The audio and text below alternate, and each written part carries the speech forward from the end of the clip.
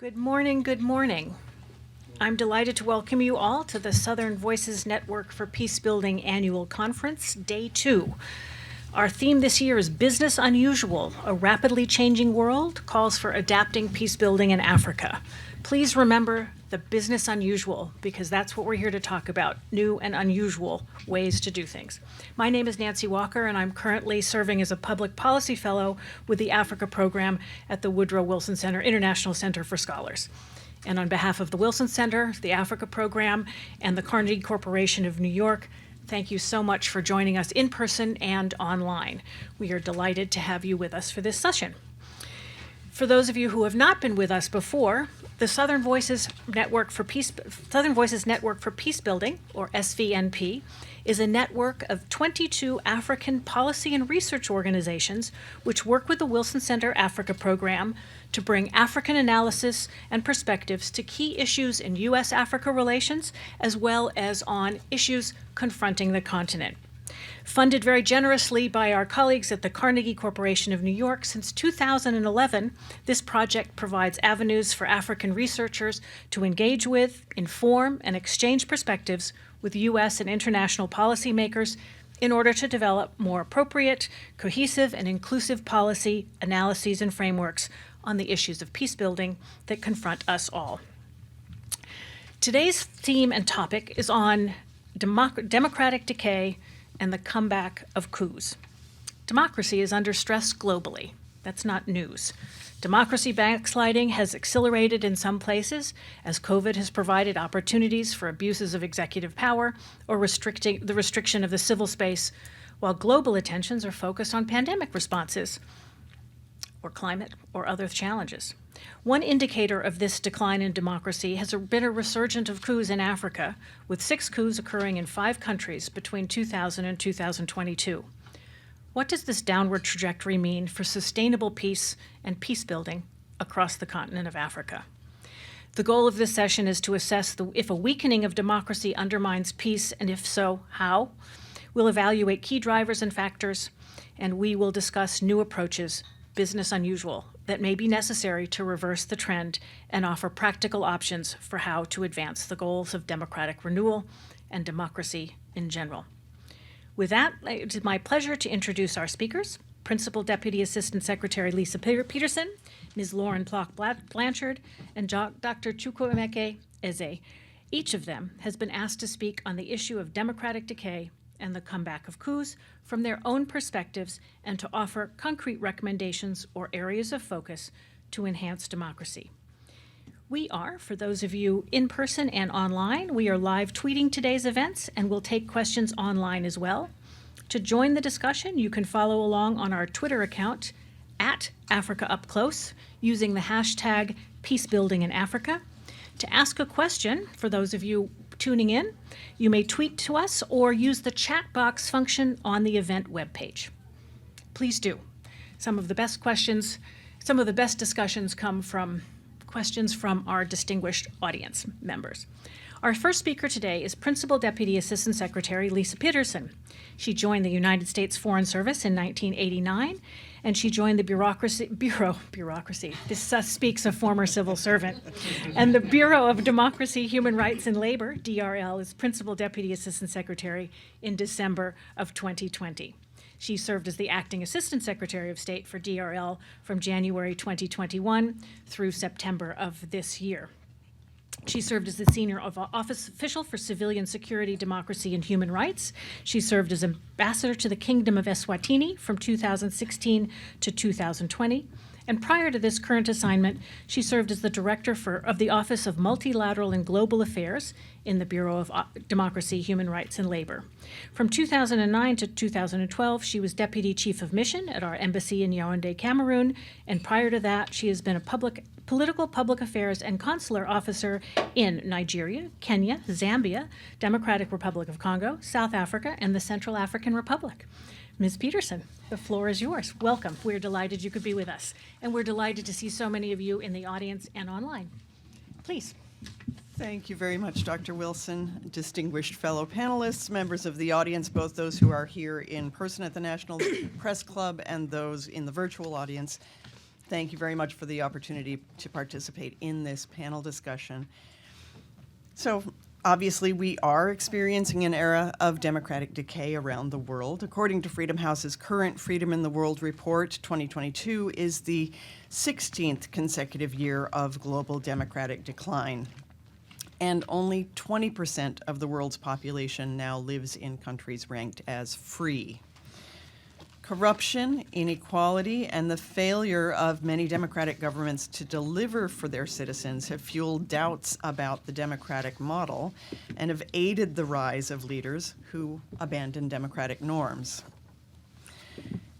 In many countries around the world, we see shrinking space for civil society, onerous restrictions on opposition parties, expanded use of internet shutdowns or slowdowns, and the misuse of mass surveillance technologies.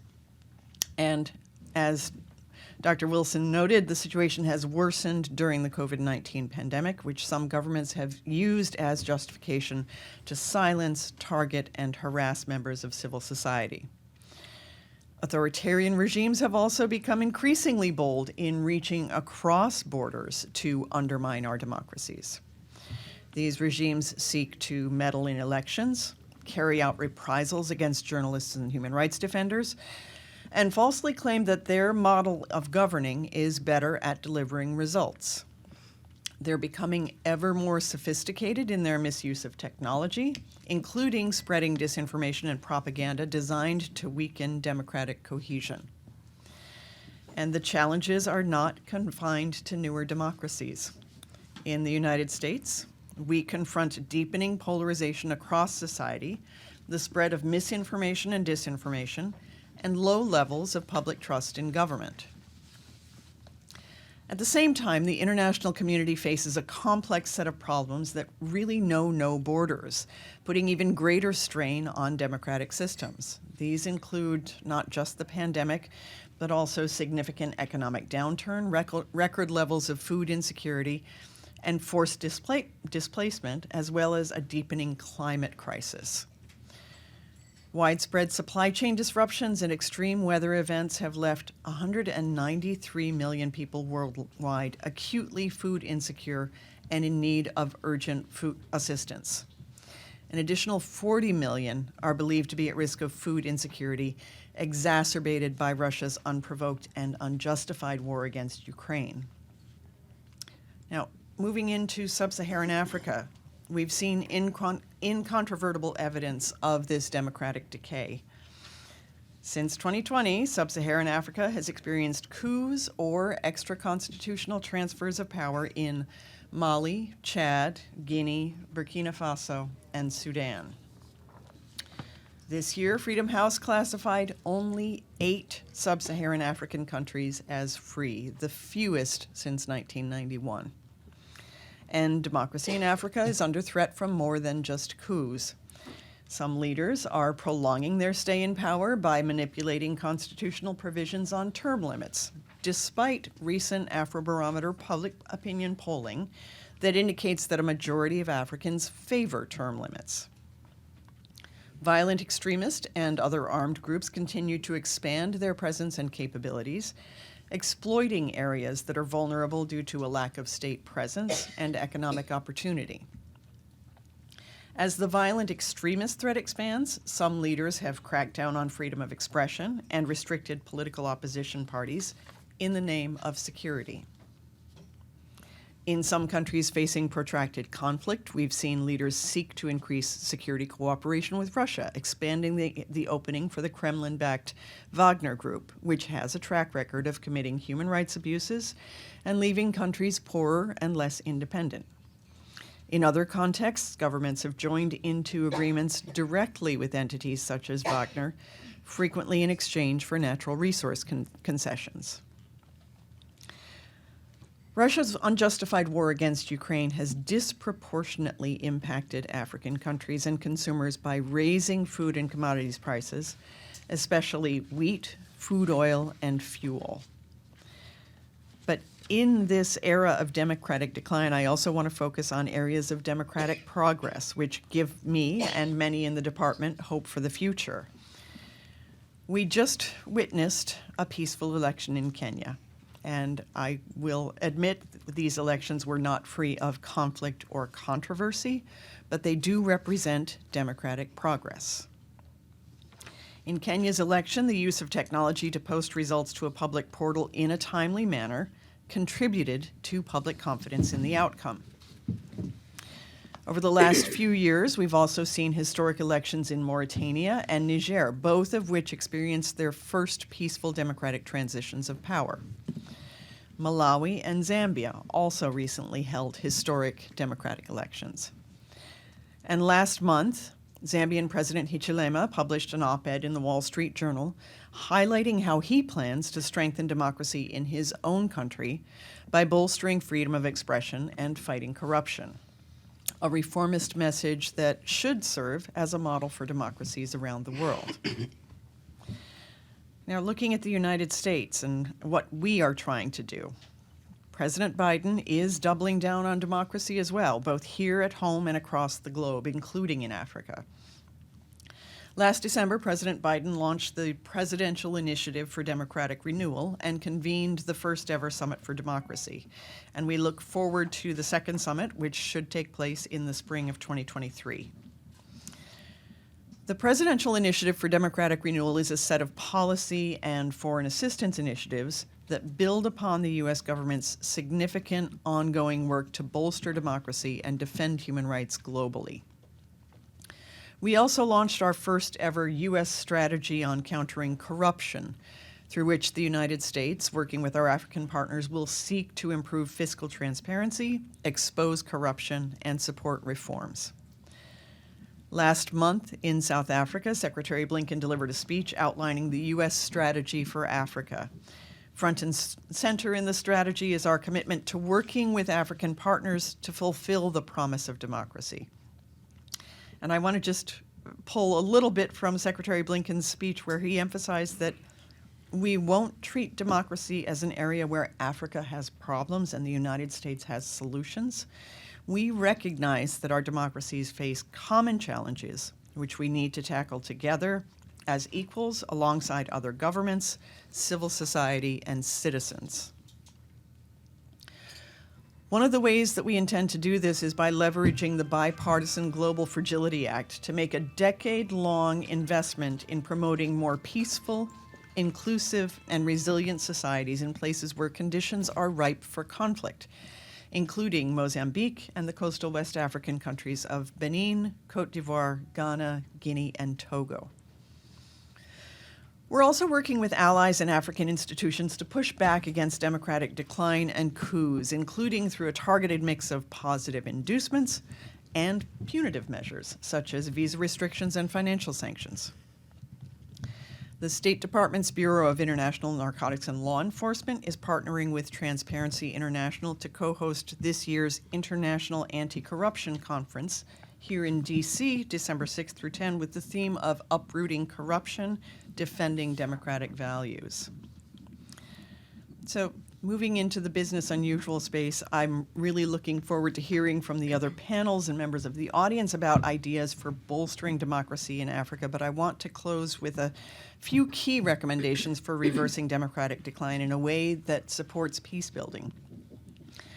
First, we collectively should support African institutions and civil society in their efforts to hold leaders to their constitutional term limits. And we should support African leadership on democracy and governance issues.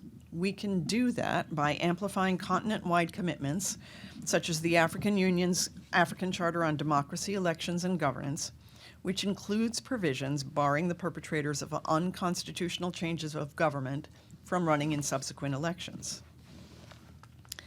Countries that experience regular, peaceful, and democratic transfers of power, we all know, are more stable and economically prosperous. Just this summer, the government of Botswana, in line with its Summit for Democracy goals, demonstrated its commitment to democratic renewal by partnering with the National Democratic Institute to host the International Summit on Constitutionalism and Democratic Consolidation. This event brought together representatives from government, civil society, academia, and the media, and the convening culminated in the Gaborone Declaration, which committed signatories to promoting and defending the principles of constitutionalism, enhancing democratic consolidation, and facilitating inclusive democratic processes.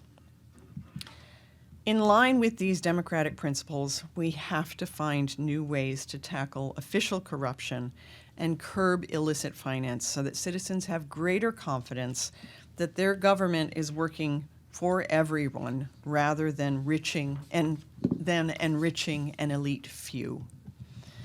We're working with partners around the globe to confront this issue through the highly successful Global Anti-Corruption Consortium, which partners hard-hitting investigative journalism with skillful civil society advocacy to combat transnational corruption. Additionally, the State Department is launching a new initiative to strengthen the capacity of civil society to expose and report on corruption cases, helping us and our like-minded partners to better leverage accountability tools like visa restriction and sanctions mechanisms. Finally, in all of our efforts, we must prioritize inclusion to bolster democracy and promote peace. Women, youth, LGBTQI+ persons, persons with disabilities, and other marginalized populations are too often overlooked and kept out of decision-making processes. Without their inclusion, we can't have representative democratic societies, and that makes it incumbent on us all to support their leadership to bolster democracy globally. And I will cede the floor to my fellow panelists. Thank you very much. Our next speaker is Ms. Lauren Plaque Blanchard, and it's a pleasure to introduce her today. We've worked together in my past life, and it's really lovely to reconnect with old friends. She's a specialist in African affairs with the Congressional Research Service, where she provides nonpartisan analysis on African political, military, and diplomatic affairs and on U.S. policy toward the region to members of Congress. Ms. Blanchard's portfolio has focused on East Africa, Chad, and Nigeria, and on security issues and military engagement on the continent. Previously, she managed democracy and governance programs in East and Southern Africa. She holds a master's degree from the National Security Studies program from Georgetown University and a bachelor's degree in political science and classical studies with a minor in African studies from the University of Florida. And I think you've just come back from Nairobi as an election observer as one of the National Democratic Institute teams? Together, NDI. Together, NDI and IRI. So she was just on the ground. Over to you, Lauren. All right. Hello, everyone. It's a real pleasure to be here with all of you today. Thank you, Nancy, for the introduction. Thank you to the Wilson Center for having us and for having this important conversation. I want to start out by noting that while there is a documented global decline in democratic governance and respect for human rights, the picture on the African continent is mixed, and there is a lot of debate, I know, among many of my African friends and colleagues about the extent to which democracy is in decay on the continent. But of course, there are some recent trend lines that are raising concerns. Certainly, the spate of coups that we've seen recently, the increasing number of countries that have moved from Freedom House's partly free ranking to the not free ranking, and the shrinking number of countries that rank free. But to zoom back, and I know I'm preaching to the choir here, many African countries have transitioned since the 1990s from military or single-party rule to multi-party systems in which elections are held regularly, but the consolidation of democratic institutions has been very uneven. In West Africa, which had seen the greatest democratic progress since the 90s, Freedom House has more recently documented significant declines. Only 2 West African countries, Ghana and Cabo Verde, are currently ranked free, and coups have occurred in Mali, Guinea, and Burkina Faso. In East Africa, all but Kenya are ranked not free. Popular protests spurred major political transitions in Ethiopia and Sudan in 2018 and 2019, prompting a great amount of optimism about those countries' democratic prospects and what that might portend for the region. But the detention of opposition politicians, journalists, and civilians, among other developments in the context of the conflicts in northern Ethiopia and Oromia, have prompted questions and concerns about the Ethiopian government's commitment to democracy, and Sudan's transition to democracy has been suspended by another coup. Africa's more robust democracies have experienced multiple peaceful electoral transfers of power. Journalists, civil society organizations, and opposition politicians in these countries generally operate free from legal constraint and state harassment, with caveats. By contrast, governments in Africa's entrenched autocracies curtail political freedoms and civil liberties, including by imposing legal and regulatory constraints on civil society and opposition activity, and they use security forces to disrupt political gatherings and arrest critics and journalists. Activists and media personnel in some countries have faced arguably spurious criminal charges under expansive anti-terrorism laws, which have been used to curtail speech. Recent political transitions have raised hopes for reform in several countries, but prospects for enduring governance gains remain fragile. We are seeing authoritarian regimes becoming more effective at co-opting democratic norms and institutions, and continuing to use elections, meanwhile, to bolster a facade of credibility. Some democratically elected leaders have used democratic institutions to expand and entrench their authority. Some have used, as I noted, anti-terror measures to restrict speech, to detain critics, to postpone elections. That's COVID-19, which has also raised a number of concerns in terms of shrinking space. To note quickly on the resurgence of coups, as it's been called, we've seen a few coups claiming to respond to popular demands to end autocratic rule in Zimbabwe in 2015, Sudan in 2019. We've seen coups in Burkina Faso and Guinea and Mali, ousting once popular leaders who had been involved in ending previous periods of democratic rule, but who failed to curb insurgent and militia violence, respond effectively to humanitarian crises. In Mali and Guinea, the coups followed allegations of electoral fraud. And of course, in Guinea, we had a president who was seeking a third term and who was increasingly cracking down on critics. And this brings me to sort of thought and point, well, I have a few final thoughts and points, but I think it's notable that public opinion polls, Afrobarometer has done them across the continent, still show a great amount of support for multi-party democracy. 7 in 10 Africans still say democracy is preferable to any other kind of government. But I think we're seeing growing signs of democratic disappointment is a term that some are using, and particularly the corrosive effect of corruption. Afrobarometer surveys suggest that as people see increasing levels of corruption rising, particularly in key government institutions, they grow increasingly dissatisfied with their democracies. This was a backdrop for the coups in Mali and Guinea, and it's a trend that we're seeing in South Africa. I think there is also some notable concern raised by African Voices. Nanjala Nyabola recently wrote a very interesting article for The Nation called Kenya's Kakistocracy. And she raised concerns that outsiders like us view peace as a key metric for a successful election. Really setting the bar too low for what Kenyans themselves expect from their political system. She asks the question of, what are we supposed to do when the electoral system consistently yields terrible candidates? Kenya has just inaugurated today a president who is the second president that Kenya has elected who faces charges at the ICC for crimes against humanity. And I think, we'll see a robust debate among Kenyan Democrats with a small d over whether or not the elections that they just held were really a triumph for Kenya's democracy. I think there's a very, very mixed picture and very mixed view even of the election result and the Supreme Court's role in it. But I would also note, as Ken Apollo at Georgetown has, that there are some positive signs in terms of strengthening institutions. And Kenya's judiciary and its role in overturning the 2017 election results, and the fact that Kenyans' political leaders across the aisle accepted the ruling of the recent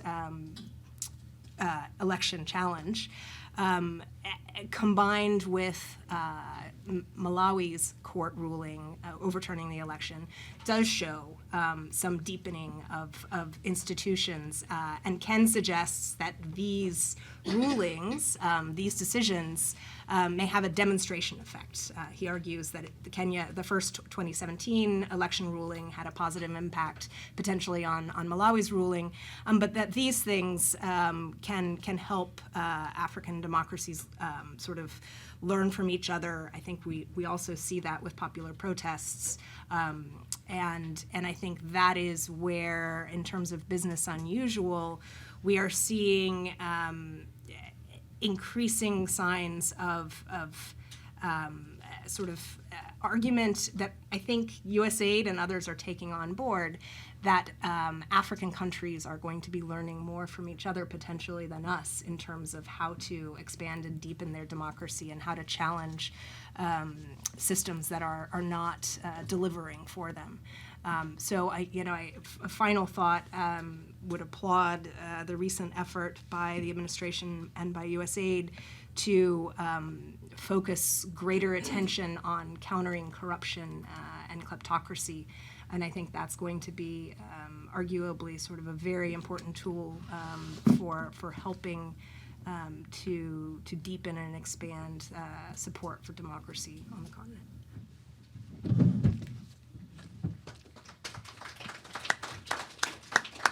Thank you, Lauren.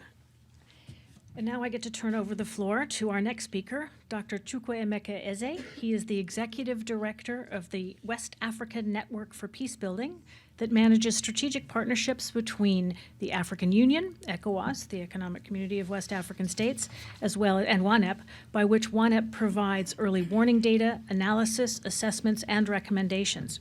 In 2016, he served as the Senior Advisor on Mediation to the Secretary General Special Representative in Guinea-Bissau and led the development of the early warning system of the government of South Sudan in 2009. He holds a PhD in Peace and Strategic Studies and a Life Governing Council member and the second Deputy President of the Institute for Chartered Mediators and Conciliators. He's a Fellow of Society for Peace Studies and a Practice and a Fellow of the Danish Fellowship Program. He's been a leader here in the Southern Voices Network for Peacebuilding and is known across the continent. We look forward to your wisdom, Dr. Eze. Thank you so much for your kind introduction, and also thank you to the earlier speakers. I have no doubt in my mind that your knowledge about the continent also was clear in terms of the depth of your analysis. But let me start by saying that when I saw the topic, democratic decay in the continent of Africa, I got a bit scared whether that was not too harsh a word to use. Probably a decline would have been more diplomatic, especially given the confines of where we are having this meeting. But I also think that it is important to begin to look at some of the key developments that have happened on the continent in the past few years. And this is also happening when professors like my brother Frederick and Christopher are beginning to develop new concepts about democracy. Things like participatory democracy, inclusive democracy, homegrown democracy. And each time this happens, I ask myself, so what then is the original meaning of democracy? Because these are terminologies that, in my opinion, undermine the real tenets of democracy. When we have presidents like Museveni talk about homegrown democracy, then you will begin to understand the real meaning of the nature of that localization of democracy. But I think a few paradoxes that we need to reflect on. Number one is that over 2 decades ago, when we started ONEP, our focus was how to save the state from combatants, from rebel groups, and from non-state actors. But just recently, these people are no longer interested in the state. They want to leave the state or form their own state. And that's something that we need to reflect, because in the past, it was about having stake in the state, but this time around, they are no longer interested in the state. The other thing also is that there are 2 kinds of stability that exist in Africa, and each of them have friends and foes.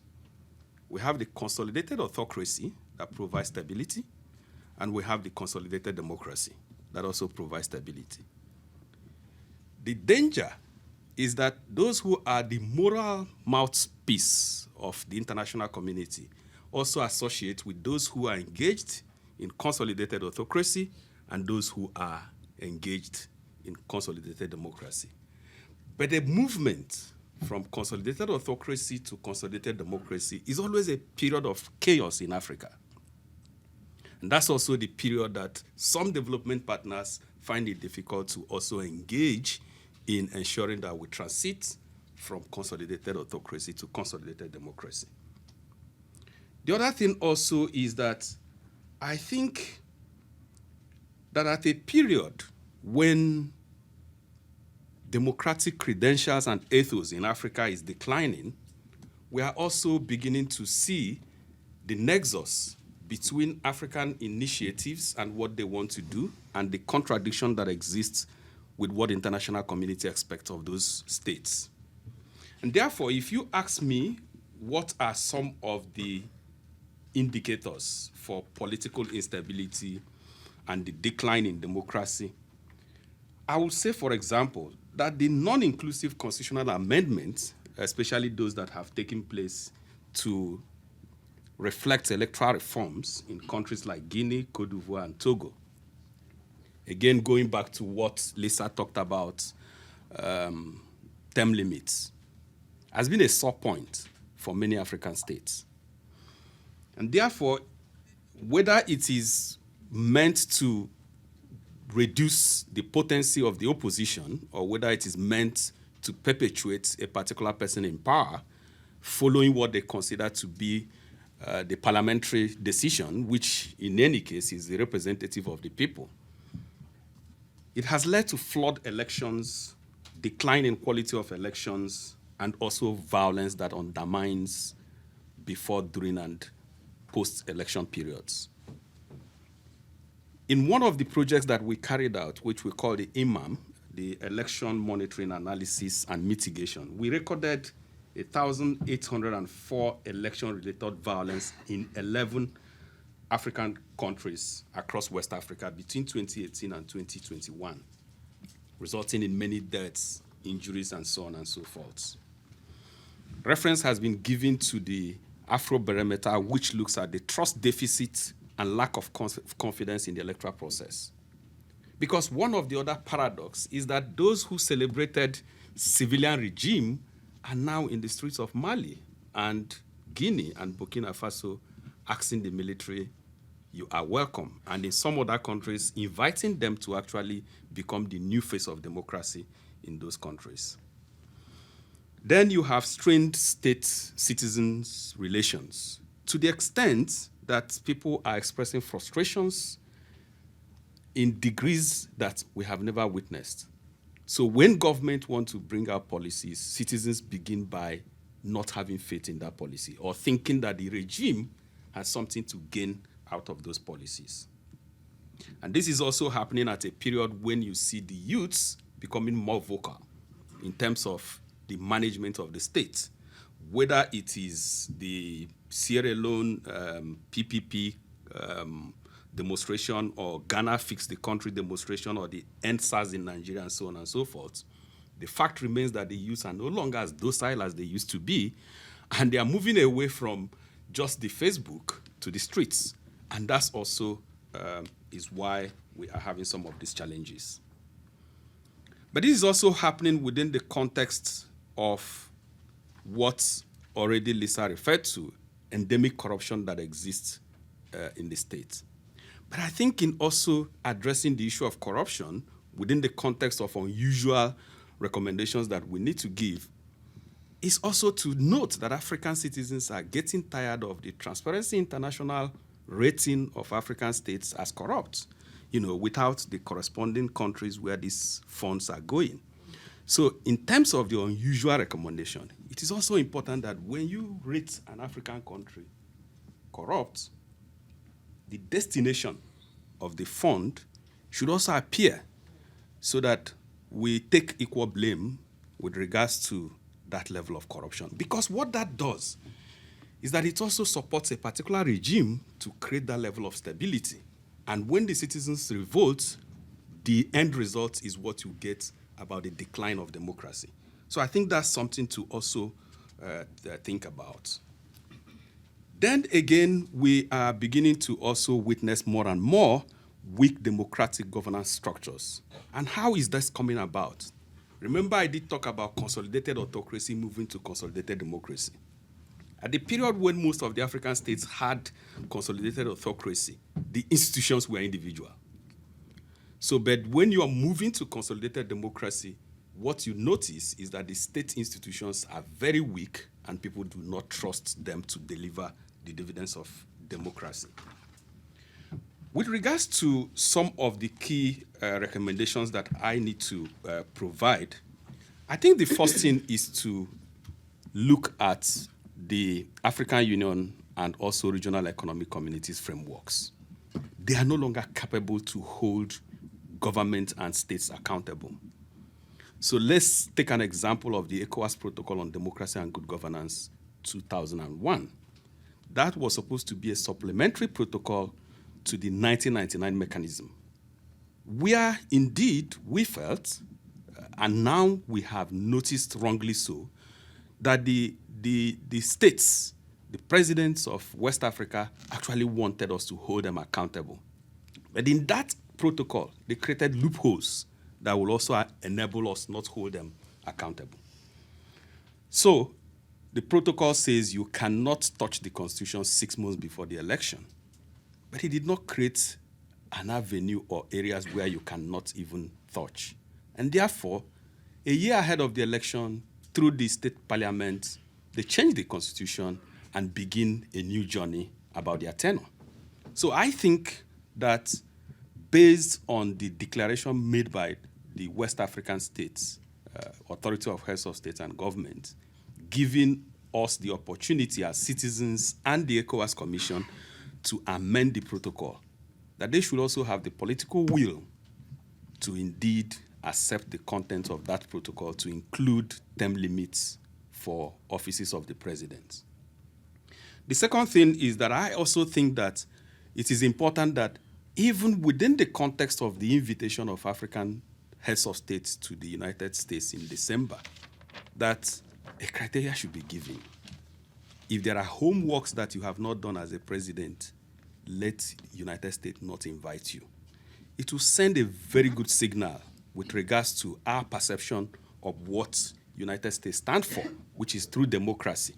You cannot engage in third-term limits or pursuit of third-term limits against the will of your citizens, and you are invited to a democratic country. So as a punitive measure, you should not join your peers. The other thing also that I think is very important is that we need to step up our game with regards to the role of our intergovernmental organizations. Number one is that if you look at the election observation mission organized by both African Union and regional economic communities, it is on the basis of the existing constitutions. Once you comply with the constitution and the electoral laws, they agree that you have done well. But some of those countries, the constitution itself is the source of democratic decline. And therefore, how can you put something on nothing? So I think it's important. The other one is the role of civil society actors. I think we have to move away from just the streets to begin to look at some of the frameworks that we use, because that's the only thing that holds our leaders accountable. I want to keep quiet for now. Thank you. Thank you very much. Our three distinguished panelists have given us definite food for thought, and it is a pleasure now to open the floor to our guests who are with us both in person and online. And I have a message from our kind colleagues who are in charge of sound and video. If you want to ask a question, please wait until you have the microphone. Please introduce yourself by name and organization, and please ask a question. She says with raised eyebrows. And shall we do 1, 2, 3, 4? We'll take 4 questions. Well, Hang on. And, yes, I can do that. okay, well, thank you so much for the distinguished panelists. Those was a very exciting presentation. I wanted to pick the Hang on. mic first. Hang on. Your name and your organization, please.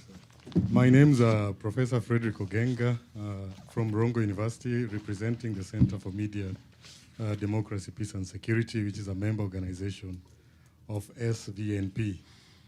I got excited because I heard about Kenya, and really, and the sad part is that if Kenya is ranked among those countries in Africa that are doing well democratically, then Africa is really the subject of this conference, Democracy in Decay, is really in order. Democracy is surely decaying in Africa. But again, my question is, just 2 questions. The role of observers, Lauren. You see, observers do have a mandate to observe. And observation is about seeing, ways of seeing. There are some things that are beyond the mandate of the observer, and there are some things that the observers cannot see, because you have to look at it with African lenses, you know? And therefore, observers many a times are used to sanitize a corrupt, fraudulent process in the name of observation. And once that sanitization is done, then you got nothing else to run for. The other question goes to Lisa.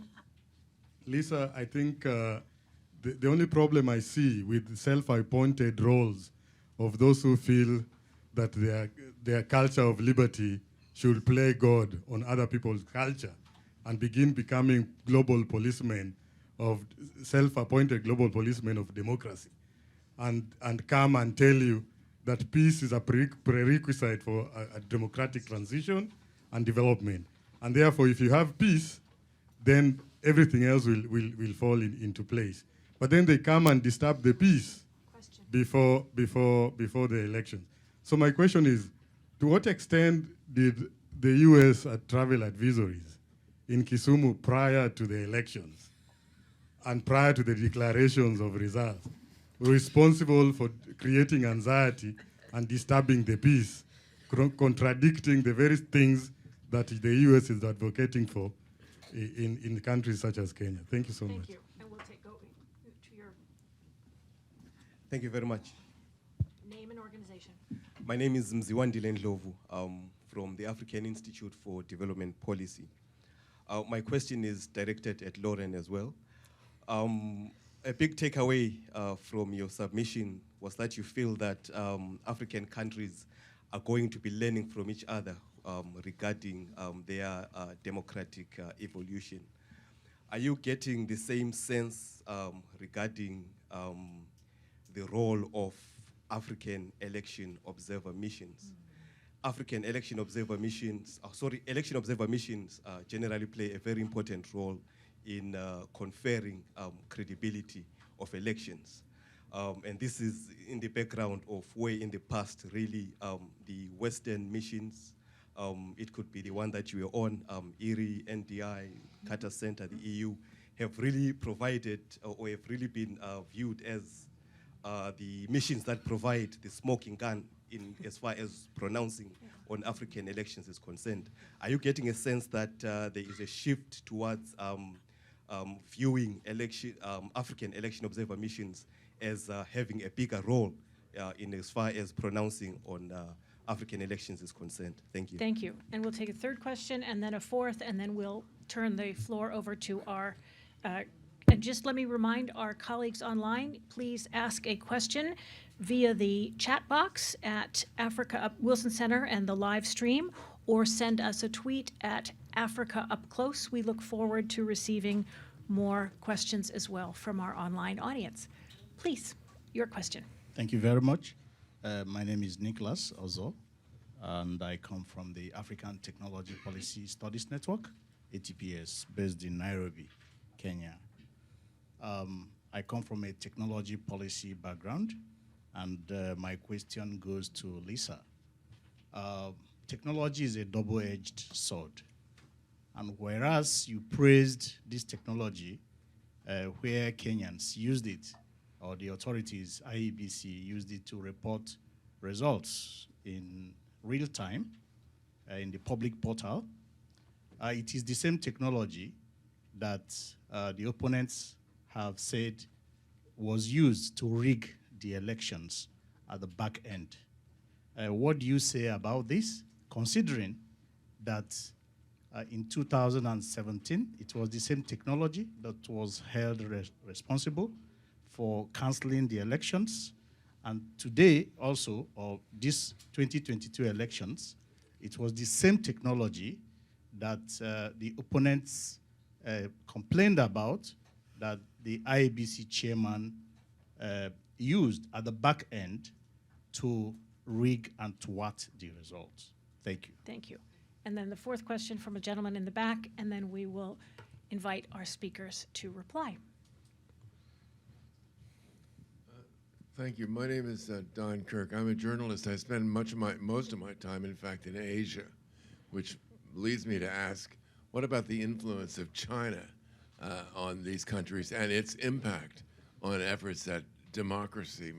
My understanding is that it's quite complicated, the matters there, and has made some extreme difficulties, which perhaps the Deputy Assistant Secretary might address. Thank you.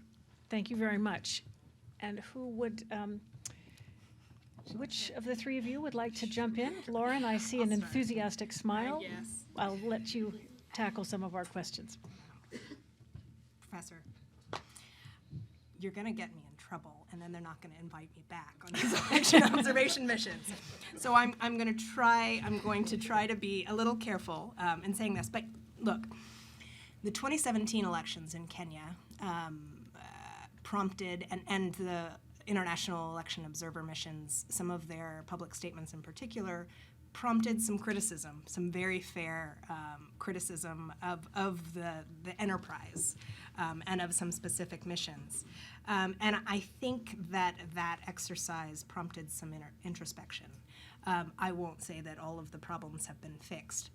But the reality is, and I don't know if any of you have ever had the chance to participate in an international election observer mission or watch it on the ground during elections, they're not that big, right? I mean, some of the European Union missions can be reasonably large, but the mission that I just participated in Kenya, I think we had 30 or so observers. In a country like Kenya, we've got 40,000 polling stations. You're just covering a mere fraction. You're often, you have a team of 2 or 3, you're maybe the only team from that observer mission in that state. That's been the case for me in Kenya, it's been the case for me in Nigeria. So your chances of seeing rigging and knowing what you're looking for is quite limited if it's there. Now, having said that, I have seen rigging on multiple occasions in Nigeria. I've seen it in different forms. I've seen bribery that's very blatant. You know, the line, literally voters going around, not even, like later away from the polling place, going around to the back of the school and getting their payment. I've seen political party workers stamping ballots while the ballots were being counted.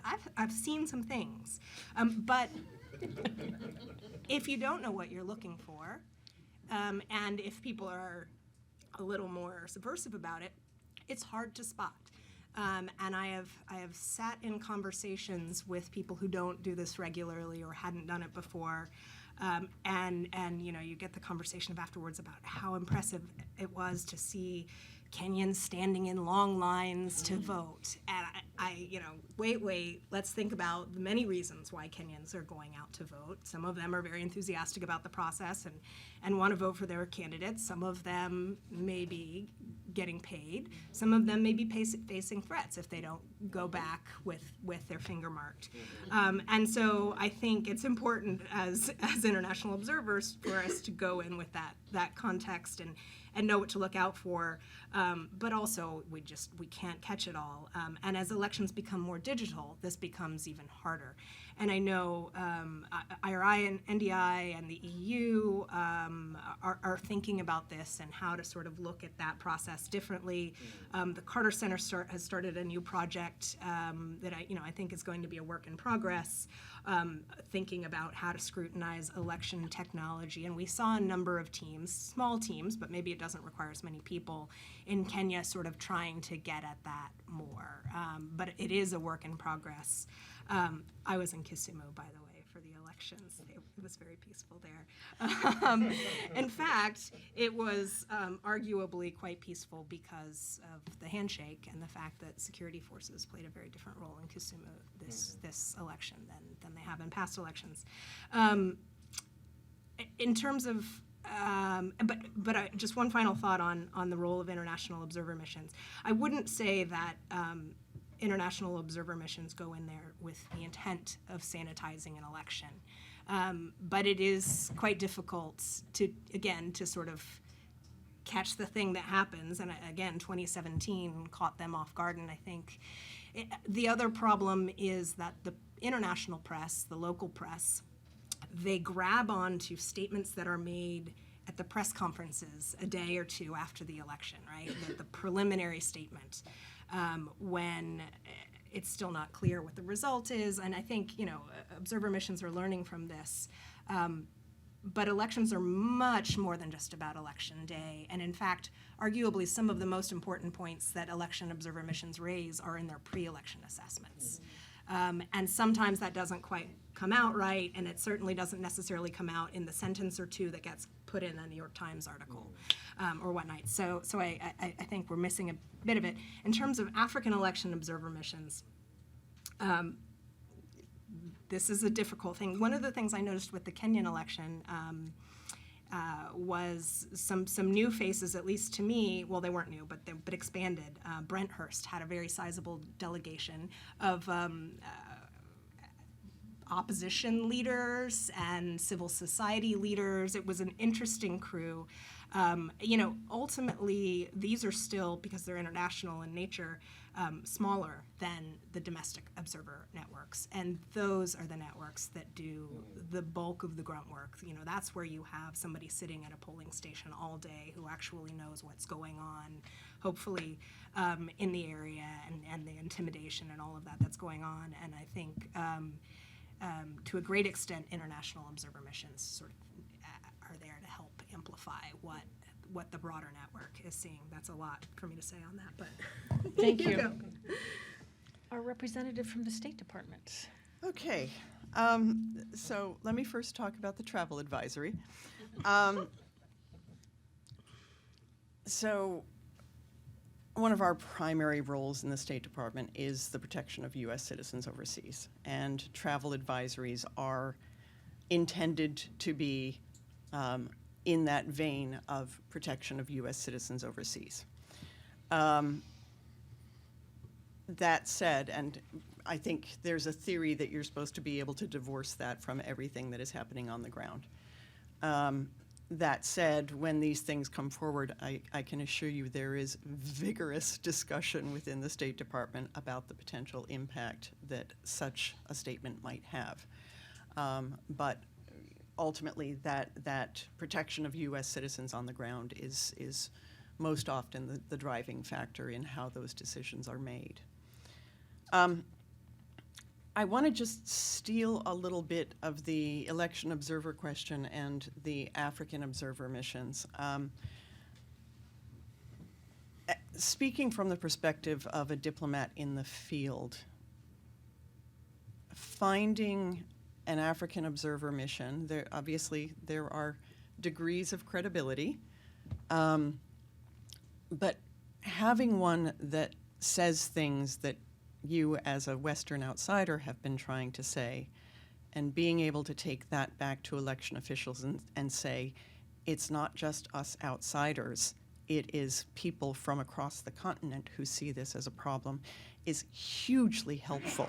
And so the extent to which we can elevate that role and make that a more consistent process, I think it helps really build those or address where shortcomings are being made, because it is coming from people with similar experiences rather than those of us who seem to be parachuting in from the outside. On the tech policy, I do think this is going to be an area that we're all going to have to know more about, investigate more. This is the State Department is launching an entire new enterprise within the department on the full universe of technology. And DRL has a piece of that in terms of how it intersects with democracy and human rights. And I think this is an area that we're going to have to continue to sort of try and stay in front of. I do think, to Lauren's point earlier about sort of the court consolidation, I think you are seeing that building of checks that come into the system that should be building that confidence in results as you continue to go through iterations of these events. So I will defer to the decision of the courts in this instance. And finally, what about the influence of China? I think you could do an entire hour-day week on that. I think the way that you see China is not necessarily overtly in political influence, although certainly there are media campaigns that I have seen that were quite overt on who should be recognizing Taiwan and who should not. But the nature of Chinese involvement, coming in with great offers of great infrastructure that make a leader look good in the short term until the infrastructure perhaps doesn't live up to what has been promised. That's very appealing to leaders, and we recognize that it's a tremendous vulnerability, and it's something that we're trying to sort of get our own game in gear to try and give alternatives so that people aren't sort of falling for that lure of the big ticket, really helpful infrastructure deal that has real consequences further down the line. Thank you. Dr. Eze? Yeah, maybe just two quick unusual things about the observation. I think more and more Africans also want to monitor advanced democracy's elections within the context of the internationalization of democracy so that we can also learn. The second thing is that it also appears a lot of times that the observation mission is a fulfillment rather than a step towards growth, because when recommendations are given, we all know the ones that are implemented ahead of the elections and the ones that are not implemented. So when a second round of election is coming, the question that we always ask is what role was played by the international community to ensure that those gaps identified during the observation were addressed. With regards to China, I think it will even be unfair with regards to West Africa to single out China.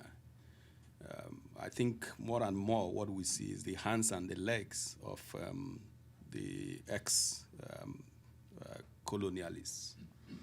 So what we are beginning to understand is that the fallout between Mali, for example, and France is what is making Russia say, but we are open to being your friend, so why don't you just accept us as your new darling? So it's not just about China, it's about a new scramble and partition for Africa in terms of sphere of influence. So China is just taking a little bit of the gap that is being created among all these big guys against African states. So there are more to come. There are emerging powers. Africa, unfortunately, will continue to pay the prices of this international struggle for supremacy. Lauren, do you want to Just to add jump in, on the please? China piece, I mean, I will say there, we do see some Chinese actors and diplomats playing in the space of talking about alternatives to democracy, right? And particularly on social media, and some of them are overt about it. Some Chinese diplomats quite overt about it, but there are also Chinese fingerprints on some of the propaganda networks that you see on social media, sort of fomenting not always true, but disinformation and sometimes facts about the role of former colonial governments in Africa, about things. I mean, you can sort of look into all of the stuff that's put out there about Libya. There is an alternative narrative space that China plays in with the intent of adding to critical views of Western governments. So Thank you. diplomatically dance around that. Let's take a couple of questions from our online audience before turning the microphone back over to our colleagues here in the room. We have two questions that have come in. One is, what do international partners like the United States and perhaps China and others, Russia, Turkey, do not understand? What do international partners not understand about democratic health, decline, and renewal in Africa? And that fits into the second question, which is the U.S.-Africa Leaders Summit that's coming up this mid-December. The question is, what role will discussions on democracy play in this summit? So what doesn't the United States and other countries involved on the continent not understand? And where should democracy fit into the summit agenda? Who would like to take this first? Dr. Eze, I saw a smile. I think you're going to have to kick this one off. Okay. I think there is also assumption about the December summit that the African citizens actually even want that summit. That's a big assumption. Like I said earlier on, it is important that the U.S. begin to send strong signal about who should attend that conference. I think that if your country is engaged in any constitutional coup d'etat, whether through the parliament or not, I think that a clear signal should be sent that you are not qualified to attend, and the reasons given. The second thing is that I think that beyond just the Afrobarometer that we have appreciated its contribution to developing democracy in Africa, I think that the citizens' engagement is something that the international community might want to engage in. So I discussed with a couple of colleagues that if the president of Ghana today says, I run an inclusive government, we don't have the parameter to say, no, you are not. So the inclusiveness of the government is as defined by him, not by the citizens. So we give, as civil society actors, for example, we give terms of reference for anything we do, except to our government. The government generate the terms of reference, run with the terms of reference, and also assess themselves and report back to us without our contribution. So if we talk about the latitude of good governance, what does that really mean to somebody in the village? A lot of the vulnerable women in the rural areas of Mali, where we are talking about ungoverned spaces, they do not understand democracy except if it disrupts their economic activities. That's their understanding of democracy. So even when they want to talk about democracy, it's about please don't fight so that our economic activities are not disrupted. So I think it's important that we begin to develop these indicators with which we can say this particular state is okay or not okay. The other thing in terms of what is it that the international community do not understand is also that we do not have the framework to determine what we might call fragility transitions in Africa. That is not something that exists. And we cannot continue to say that transition means a peaceful election. That peaceful election may be peaceful election on the basis of, a conflict carrying capacity that is negative. Because Gambia used to have elections, one of the most peaceful elections in West Africa. But that's because repression is used as a tool for managing differences. That's exactly what is happening in Togo. In the last debriefing session that we provided to ambassadors of Ecowas, I told them that it is not about Mali, it is not about Burkina, it is not about Guinea. It is about another 3 countries that will go the direction the 3 have gone. And they were like, are you a prophet of doom? No, I am not. But we are looking at the indicators. They have similarities. Everybody knows that Côte d'Ivoire is not doing well. You don't need to be an early warning expert to know that what exists in Côte d'Ivoire exists in Burkina. Everybody knows that. Ivorians know that. What they don't know is what will be the trigger. But they know there's a problem. People know that there is what we consider to be autocratism and benevolence leader in Rwanda. When the president leaves office, what happens? When he's become the Alpha, the God sent, and the Omega of Rwanda, we can't run democracy on the basis of a good guy. We have to run it on the basis of what the institution thinks. So these are all things that I don't think is because the international community don't know, like the question says. I think it's because they are not places you should touch, because you don't know the results. That's number one. Number two is that so long as it provides stability, why not? Thank you. Lauren? All right. I will try. I think one, and certainly I'm not going to paint Americans and U.S. policymakers and Western policymakers with a broad brush, but I think that many Americans, many U.S. policymakers, and Western policymakers don't think enough about how their historic government policies towards governments that have been repressive, or in countries where there have been repressive governments, are viewed by the current citizenry. I think Ethiopia is an example of this, where quite frankly, U.S. policymakers have been surprised by the amount of support for movements that have disinformation and propaganda in them, but things like the Hands Off Ethiopia campaign, the No More campaign. There is a view among many Ethiopians that the U.S. provided cover for the EPRDF's repressive rule for a very long time for the sake of stability and countering terrorism. And it's a view that lasts and feeds into perceptions about U.S. policy and distrust of U.S. engagement on things currently. And I don't think this is just true of Ethiopia. I see this in a number of places. I think also there is perhaps, and I mentioned this earlier, but a view and a concern that U.S. policymakers see peaceful elections, peaceful transfers of power as important sort of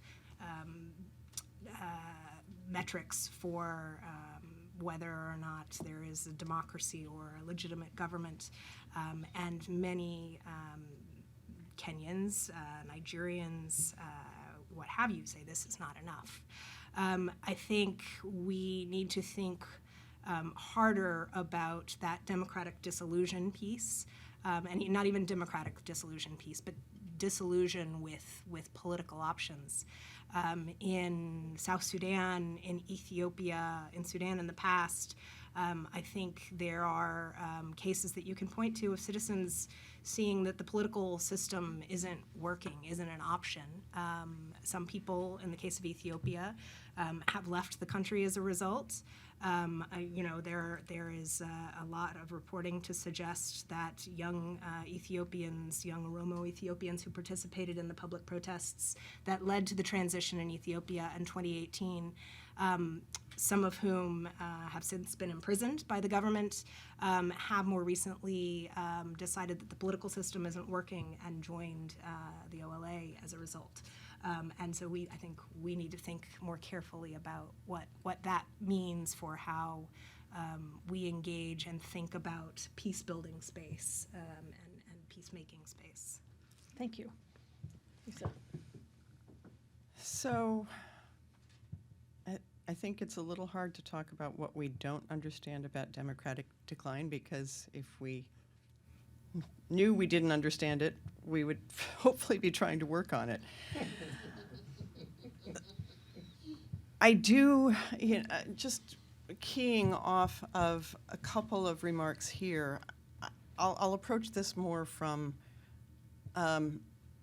things that we forget or assumptions that we overlook.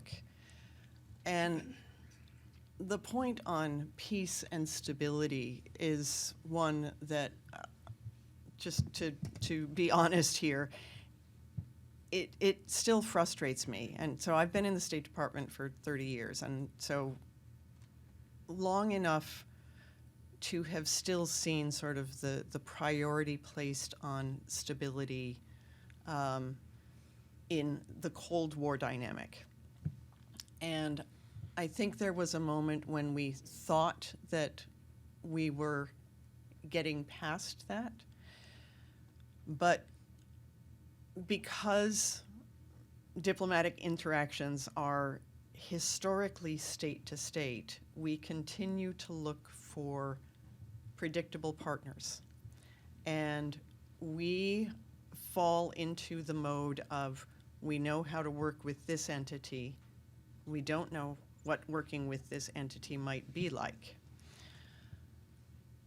And so that makes us, I won't say it makes us blind, it makes us sort of come to terms with the things that we don't like because we have that stability or that predictability.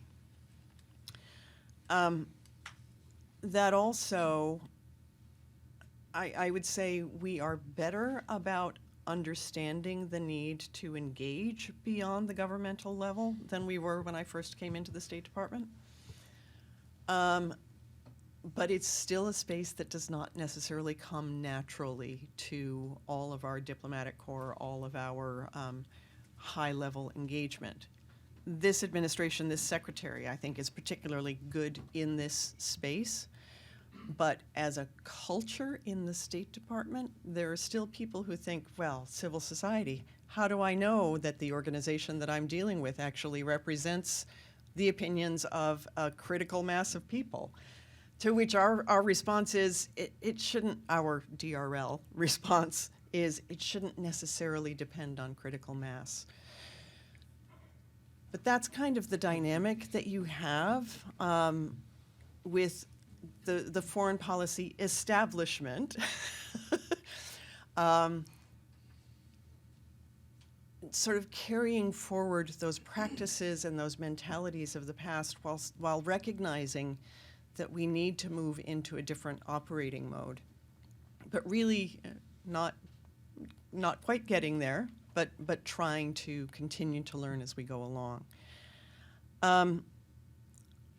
Sorry, that was a very long way of getting to. Don't apologize. That was really, it was really important. It was really important. I do think that we still don't place enough emphasis on civil society, in part because I think civil society has historically, to quote one of my former bosses, been seen as a stalking horse for the political opposition. And so really understanding and elevating civil society and building that advocacy ability, or figuring out how we can do a better job of helping to amplify it, is, for me, and I think for my bureau, a place that we aspire to have the government move towards more cohesively.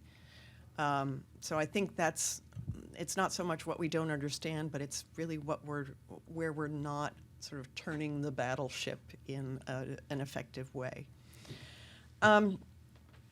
On where should democracy fit in the Africa Leaders Summit? So I was, for better or worse, heavily involved in the planning around the Summit for Democracy, and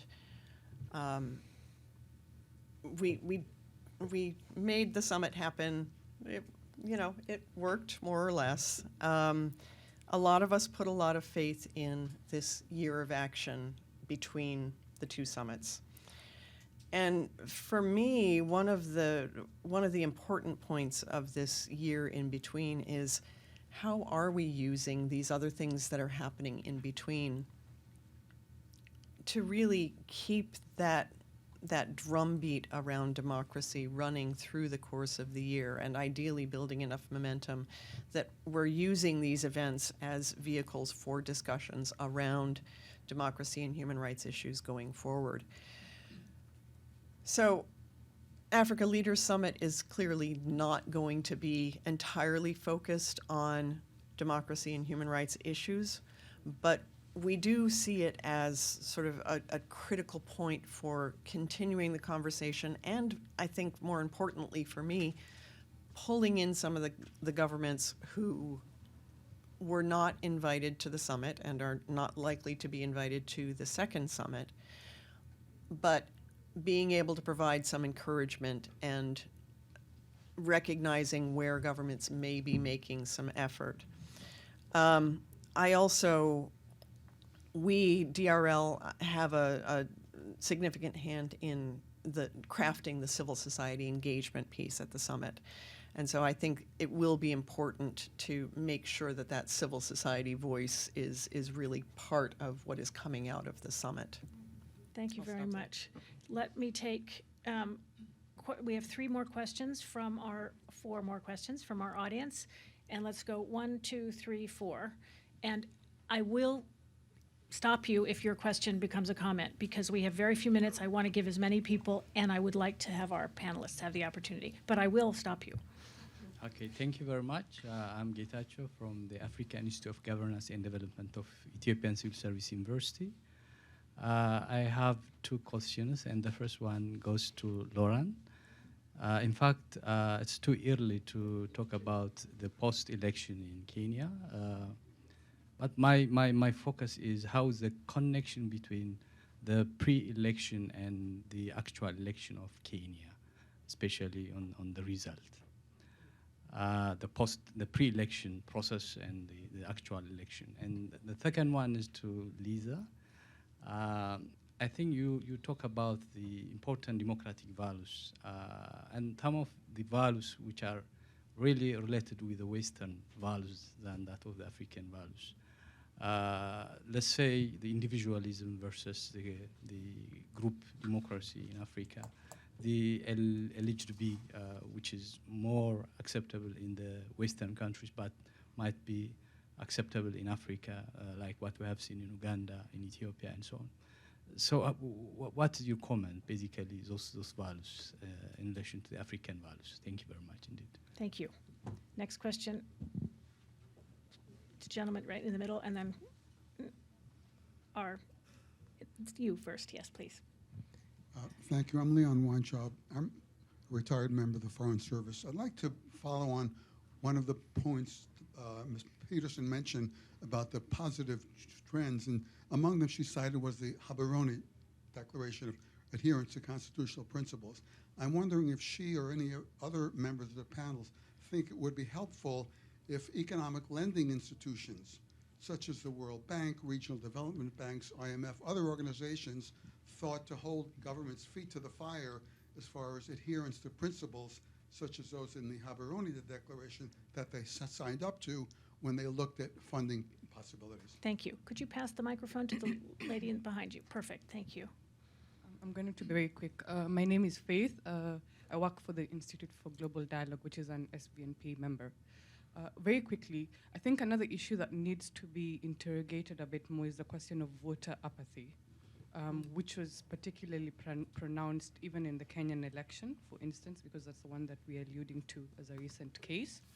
And I bring up voter apathy simply because it also points us to a potential, it emerges as a potential risk factor, particularly when you look at how elections have come to be viewed as largely performative rather than functional in terms of delivering the democratic outcomes for citizens. It's a risk factor because it also points us to alternative channels for citizens to vent out deep-seated grievances, which can also be linked to coups, and also a significant uptick in protest action. So the question of voter apathy, particularly in reaction to the decline of democracy. Thank you. Right behind you. Short question, and then we'll go to our panel, and if we have time, we'll come back to... Thank you, Faith. You took part of my question. So my question will be very direct to everybody in this room, including the presenters. How prepared are we to deconstruct all the issues that we have understood? I look at the US and all other people about the same. Really, we have not, we say business unusual. It means rethinking the rationales that we have and the theories that we have. How prepared are we to do that in the midst of all the global dynamics that we have? And that's the best question. The second part is that we look, I'll finish. The microcosms, right now we use the microcosm of elections as a measure of democracy. How accurate is that? I doubt it in many places because there are many democratic processes happening at grassroots levels that we do not measure. And Nicholas Eze touched on it. Thank you. Thank you. So we have 5 minutes. And I'm going to go Lisa, Lauren, Dr. Eze. In addition to answering the questions, I would like you to each conclude with one recommendation in the theme of business unusual. Okay, very quickly on Western versus African values. I think you would be surprised on, we talk about individual versus communal rights, and we're actually a lot closer on these issues than I think people realize, and there are ways in which I see Africans being more individualistic than Americans on some occasions. I do think on something specific such as LGBTQI+ rights, it is important to interrogate where, look, the Universal Declaration of Human Rights ascribes these rights to all people. And so taking away rights because you think culturally we don't agree with that doesn't fit in with what we've all signed up to under the UDHR. We could talk forever on this. Gaborone Declaration, yes, absolutely think it could be helpful to hold feet to the fire, but we'll also say in the context of things like AGOA, holding feet to the fire is easier said than done. Voter apathy, hugely concerning, especially with young populations coming through. I do think paying more attention to grassroots level activity is a way of building that connection to get people more engaged in what is happening in their lives and how they can affect their lives, because that actually you can see what your local officials are doing as opposed to what people at the top may be doing. So my sort of next step on how we answers kind of the how deconstruct. I think looking at things that have historically and culturally existed as mechanisms in Africa that the Western world has poo-pooed for years, get the West to stop saying, oh, your cultural organizations, your traditional hierarchies don't do the job. Now, I do think there are instances where cultural mechanisms need to code switch into the 21st century, using old methods for addressing communal killings when those are now happening with automatic weapons is not going to translate. But finding ways that you can use those structures to help ease some of the burdens that have come through on the Western systems that have been created is a way to both honor the culture and the history, but also give you a unique way of addressing problems that uses what you've already got to get at solutions. Thank you. Lauren? Let me start with the Kenya question, and I'm going to focus a little more, maybe this is unfair, on the concerns than the positives, because there are many positives in Kenya. But first and foremost, almost no adherence to Chapter 6 of the Constitution, which should have restricted a number of candidates, arguably, who are facing various charges and convictions for everything ranging from corruption to murder. That I think is a big concern, and because for as much as we can praise the court system, the systems aren't functioning properly if a piece of the Constitution is being ignored. I would also highlight intimidation and threats to women candidates in particular, but generally we talk broadly about a more peaceful election, and this is a relative thing. Sadly, in Kenyan terms, we did still have at least one, if not two, election officials die in the course of the elections, killed. We had several female candidates violently threatened, their family members attacked to the point that they didn't run. That's a real concern. Voter education wasn't what it was in this election, that it was in last elections, and I think that there's some questions about civil society's role there. The Election Commission bears some of the responsibility for that. There were some last-minute court rulings that left a number of procedures unclear. Of course, we're still only in the second constitution where we're dealing with this digital technology, and there was a lot of confusion in the polling places about whether or not to use the manual register and actually how much importance that played in the process. I think we didn't see enough monitoring and reporting on what the campaigns were saying in the vernacular, and I think this will be something that maybe comes out later on down the lines. But I have a lot of questions about some of the campaigning that went on in the vernacular, particularly in Mount Kenya, and what we weren't hearing, sort of even in Swahili. And finally, transparency on the part of the Election Commission in terms of conveying what was going on, and there were some gaps that were expected and that we saw in the process that undermine public credibility and trust in the process. So those are all things I think that we'll see more when we see what the final ruling of the court says and when we see the final reports from the election observers. On recommendations, well, CRS does not provide recommendations, but I would say a greater focus, this isn't necessarily business unusual, but it is, if I'm recommending it, greater focus on building institutions over leaders. We focus too much on leaders. And this is true across the board. I mean, I'll take Sudan.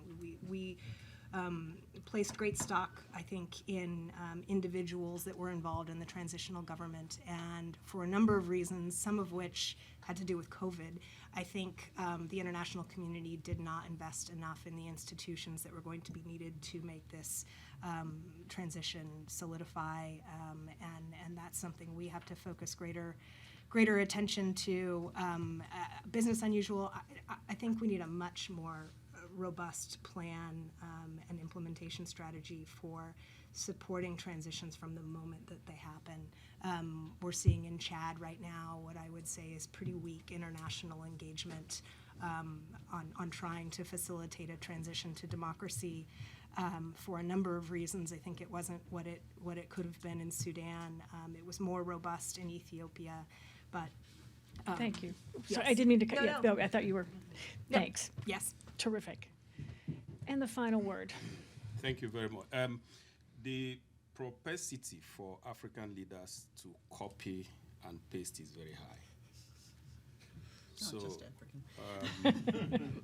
If you go to Central Africa, the minimum age of presidents is not something that you want to discuss even openly. Some of them have agreed is until death do them part, and the citizens' weakness, they've also resorted to praying for God to take control. And that take control is kill him so that we move on.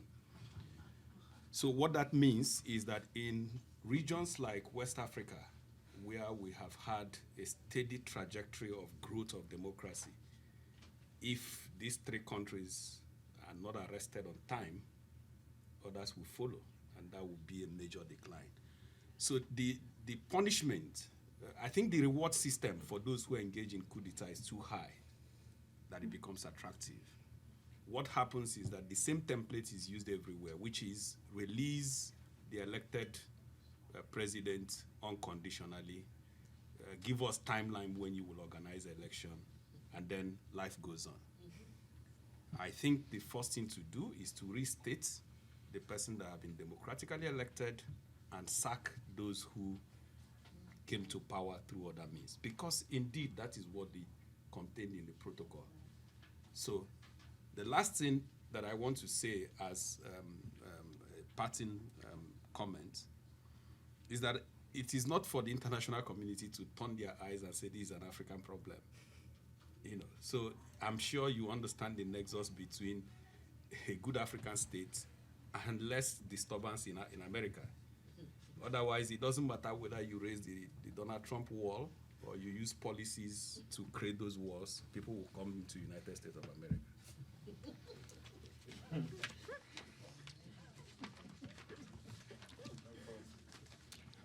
Thank you.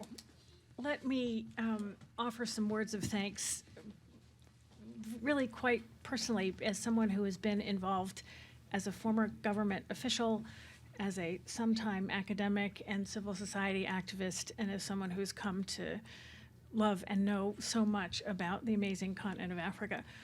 What we've had the opportunity, and this network is about learning to engage and exchange, give messages that will be heard, and to understand the official messages that have come. And I think what we have in our panel is, Dr. Eze, you bring a wealth of experience and wisdom and respect, and it's really important your network members know you, but it's really important for the members of our virtual audience to realize how lucky we are to have shared his wisdom today. Lauren is an expert. She's on the ground. You see the detail of her analysis, and I think the U.S. taxpayer is well served. And as she talked about, the Congressional Research Service, which is an unusual aspect, a part of the U.S. government, provides briefings to members of Congress. It is one of the ways that our elected representatives hear from smart people who have been on the ground and who listen well. So we're lucky to have her. And in Lisa, we have a diplomat of, as you said, 30 years in the Foreign Service, whose perspective goes back to, as you're saying, Cold War days, when stability was the game, and we looked the other way. And State Department, she also talked very candidly for a State Department person, and we're very lucky to have understood that an institution that has been so tradition-bound is taking on the issues of the day, the issues that we were talking about amongst ourselves. So I want to express to all of them, but on behalf of the Wilson Center, the Africa Program, the Southern Voices Network for Peace Building, and our colleagues at the Carnegie Corporation, our heartfelt thanks for an engaging and important discussion. Please join me in thanking them.